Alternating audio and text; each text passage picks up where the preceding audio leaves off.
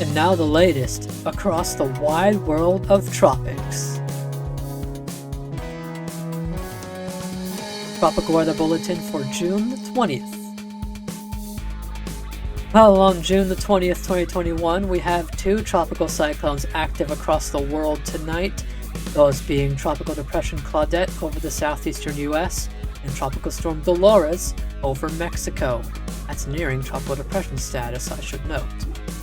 It is day 171 of 2021, and so far we've had 32 named storms. Could that go up to 33 soon?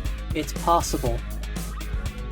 In the Atlantic Basin, it's day 20 of hurricane season. No areas of interest. I think a lot of us are relieved of that after this little burst in activity of Tropical Storm Bill and Claudette.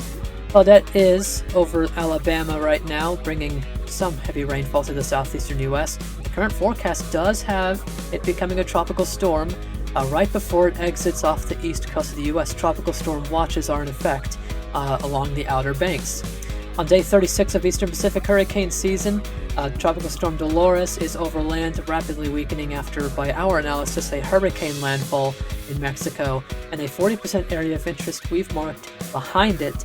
That's for potential formation, and models are depicting that this could be another threat for Mexico. The interest along the coast of Mexico, please do keep an eye on this area of interest. In the Western Pacific, Invest 94W is the only thing active right now. 70% on that is what we're giving it, as it tracks northwest interest in the northern Mariana Islands, or Mariana Islands I should say. Please keep an eye on 94W, as this could bring some impacts to you if it forms within the next 5 days. In the satellite imagery of the Atlantic Basin, the main dominating feature you can see is Tropical Depression Claudette. It is centered, as I said earlier, over Alabama right now. You can see those blowups of convection straining from the Gulf of Mexico, western Gulf of Mexico, all the way into portions of northern Georgia and Tennessee. This is expected to track northeast, continuing, and become a tropical storm, as I said earlier, before it comes off the east coast of the U.S. Elsewhere across the Atlantic, it is fairly quiet tropical cyclone-wise.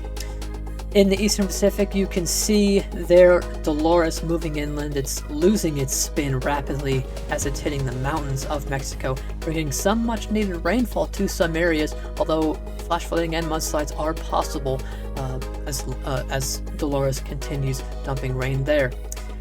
And you can see that 40% area of interest there. Nothing much going on there. As I said earlier, it's towards the end of the 5-day period that we're looking for formation on that.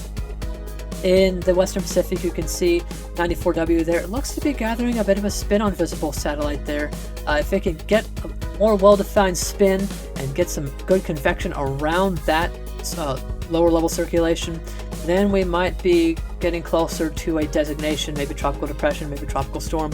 We're expecting, again, it to form in the next 5 days. That's why we've gone 70%. Elsewhere, you've just got general thunderstorm activity across the Western Pacific, and you can see the monsoonal activity in the Bay of Bengal. Here's the current forecast code. I got a bit confused there when it said Tropical Storm Dolores. I guess the National Hurricane Center missed that, but you can see not much of a cone to show, just merely being a remnant low by 1 a.m. on Sunday local time. As for Tropical Depression Claudette, there's much more of a cone to look at. As you can see, those tropical storm watches in effect along the North Carolina coastline. It's expected to become a tropical storm again by 1 a.m. Monday, and you can see the forecast track eventually takes it up to Atlantic Canada, Nova Scotia, and Newfoundland. You could be dealing with impacts from this. If you want full updates on Dolores and Claudette, we had some updates come out earlier today breaking down what's going on now and the future of those systems. As for the realm of sea surface temperatures, you can see piping hot off the Mexican coastline. So whatever that area of interest off the coast of Mexico that we've marked does, if it has the right conditions, it can intensify fairly quickly, just like Dolores did. In the Atlantic, the whole basin is really warming up, but it's piping hot in the Caribbean and Gulf of Mexico, generally 28, 29 degrees Celsius. I think there might be some 30 degrees Celsius waters up towards the Gulf Coast. As we go towards the Indian Ocean, it is cooling down in the Bay of Bengal due to monsoonal activity, and along with that in the Arabian Sea, but generally warm enough if a tropical cyclone were to have the conditions to form. And in the Western Pacific, we can see very warm sea surface temperatures ahead of 94W, so if it has the right conditions here, it can certainly intensify. And really the whole Western Pacific, as we'll look at in just a second here, it's above average. Speaking of the sea surface temperature anomalies, the Atlantic Basin, most of it above average. That is a little cool pool there in the eastern Gulf of Mexico. Maybe that's from Claudette. I'm not 100% sure on that one.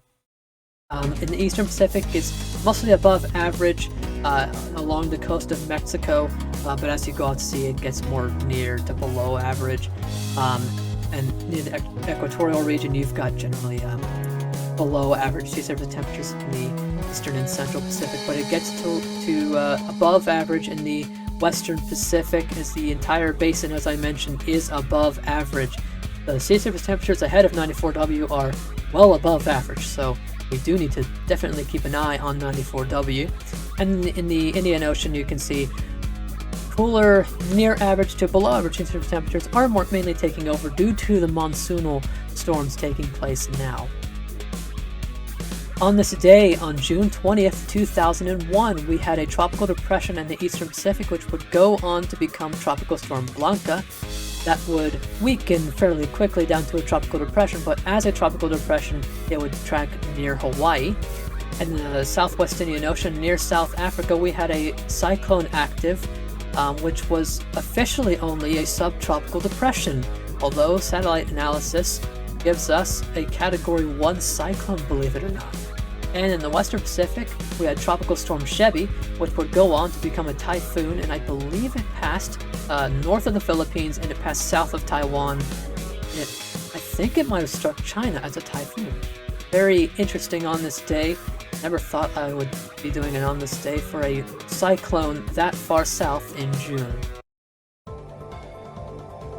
Well, as we look towards the naming lists, quite different than the last time I did one. The next name on the Atlantic Basin list, let's hope we don't see it for a long time, is Danny, followed by Elsa.